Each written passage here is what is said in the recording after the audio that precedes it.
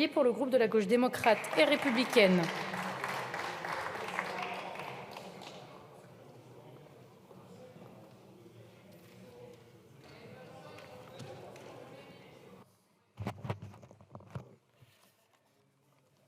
Madame la Présidente, Madame la Première ministre, chers collègues, vous comprendrez qu'avant de commencer mon propos, je voudrais avoir une pensée pour les habitants de mon département du Pas-de-Calais, qui doivent faire face à ces inondations inédites depuis plusieurs jours. Madame la Première ministre, notre démocratie s'évanouit peu à peu. Le gouvernement use du 49.3 avec une telle légèreté qu'il semble presque faire fi de nos principes démocratiques. Alors que nulle formation politique ici ne peut prétendre à une majorité absolue dans cette Assemblée, vous devriez d'autant plus vous orienter vers la nécessité de la concertation. Votre tâche ne devrait donc pas consister à rassembler des voix au gré des vents et des projets, ni même à exercer un chantage inédit dans cette Assemblée. La richesse des débats en commission, les voix transpartisanes s'unissant sur un certain nombre d'amendements se voient méprisées, ignorées, écartées d'un revers de main autoritaire. Votre discours, embrouillé de justifications tortueuses, ne saurait dissimuler la vérité. Le 49.3 est aujourd'hui dévoyé en une arme antidémocratique. Son utilisation systématique n'a d'égal dans aucune démocratie moderne. C'est une facilité, un simulacre de débat, et c'est même avec les dialogues de Bercy qui n'étaient en vérité que le prélude d'une fin déjà écrite. Vous prenez le débat, mais nos voix sont étouffées par vos pratiques. En passant outre nos prérogatives, vous mettez en péril le bon fonctionnement de nos institutions et aggravez la défiance des citoyens.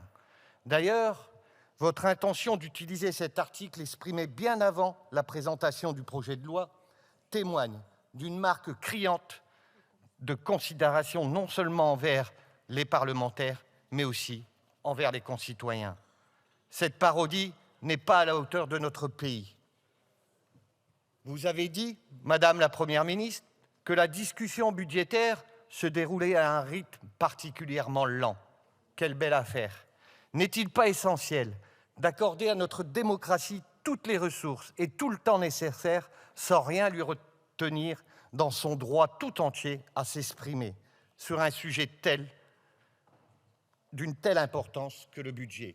Surtout sur un budget qui, justement, porté par la froideur de son austérité, avait largement besoin d'être humanisé.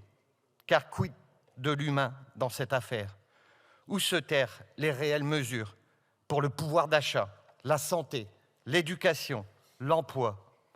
Sans vote et sans débat, vous pariez toujours sur une croissance à 1,4% en 2024, des prévisions très optimistes et un haut rendement de la TVA. En réalité, vous faites peser tout le poids sur nos classes populaires, qui paieront toujours plus, mais qui auront accès à toujours moins. Vous allez abaisser les dépenses publiques de 17 milliards d'euros l'an prochain, contre 16 initialement. Vous affirmez vouloir la chasse aux mauvaises dépenses, mais en réalité, c'est la casse des services publics qui s'intensifie. En réalité, vous nous faites qu'une seule promesse, encore plus d'austérité. Ce projet de loi de finances, qui prévoit des dépenses fiscales de près de 80 milliards d'euros, fait la part belle aux aides aux entreprises à une minorité d'acteurs économiques. Parmi les dépenses fiscales, le crédit d'impôt recherche, sur lequel nous n'avons donc pas pu débattre en séance, représente une dépense significative dont l'efficacité n'est clairement pas démontrée. Ce sont principalement les grandes entreprises qui bénéficient du CIR et non pas nos petites et moyennes entreprises qui mériteraient au contraire bien plus de soutien. Et quid de notre population? Nos classes populaires et moyennes qui aujourd'hui font face à la faim et sont contraintes de faire d'énormes sacrifices pour boucler les fins de mois. Les Français ne veulent pas l'aumône. Ils aspirent à vivre correctement de leur travail sans avoir besoin de chèques alimentaires ou de paniers anti-inflation. La première préoccupation des Français est claire, le pouvoir d'achat. Mais votre budget, que ce soit dans sa partie recettes ou dépenses, est lui clairement éloigné de cette réalité.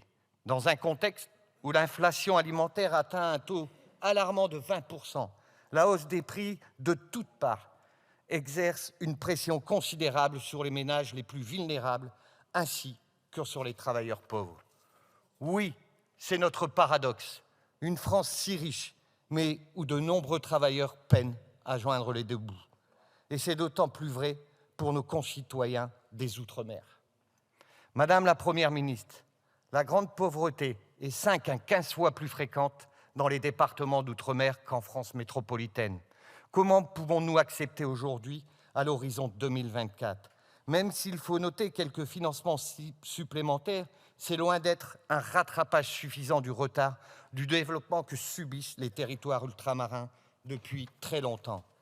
Ils font face à des carences profondes qui affectent la vie quotidienne de leurs habitants.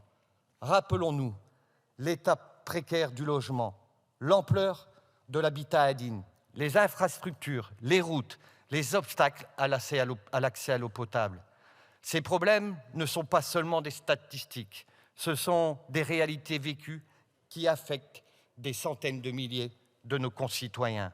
La crise du logement est criante, des milliers de logements sociaux en attente, dans un contexte où l'offre est dramatiquement insuffisante. Et l'eau, cette ressource fondamentale, leur est encore inaccessible. Où sont les investissements massifs pour garantir l'accès à l'eau potable pour tous ? Pensez-vous que 50 millions suffiront à régler la crise de l'eau à Mayotte ?